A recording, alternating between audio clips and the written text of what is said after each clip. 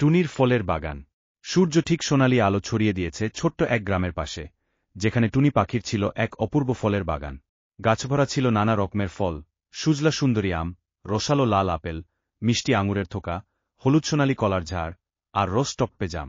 টুনি পাখি ছিল বুদ্ধিমতী আর পরিশ্রমী।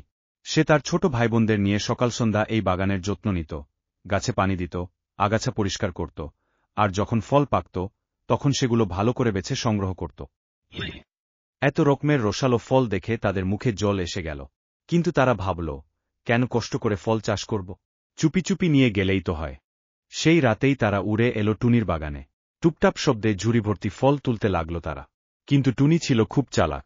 সে আগে থেকেই সন্দেহ করেছিল, তাই গাছের আড়ালে লুকিয়েছিল। হঠাৎ টুনি উড়ে এসে কড়া গলায় বলল, কালু কাকা, কালী কাকিমা, এটা আমাদের পরিশ্রমের ফল।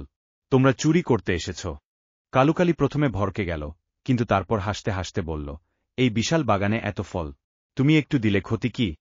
টুনি দ্বিভাবে বলল, এটা শুধু ফলের বাগান নয়, এটা আমাদের পরিশ্রম, ভালোবাসা আর যত্নের ফল। যদি তোমরা সত্যিই খেতে চাও, তবে আমাদের সঙ্গে কাজ করো, তাহলে সবাই মিলে ভাগ করে খাব। কালুকালি কিছুক্ষণ চুপ করে রইল। তারা বুঝতে পারল, চুরি করা সত্যিই লজ্জার কাজ। তারা মাথা নিচু করে বলল, আমরা ভুল করেছি, টুনি। আমরা তোমাদের সাহায্য করতে চাই, তুমি বলো কি করতে হবে। এরপর থেকে তারা সবাই মিলে বাগানের যত্ন নিল। কালুকালি গাছে পানি দিল, টুনির ছোট ভাইবোনেরা আগাছা পরিষ্কার করল, আর টুনি ফল সংগ্রহ করে সুন্দর জুড়িতে সাজাল। দিন শেষে সবাই মিলে মজার এক উৎসব করল।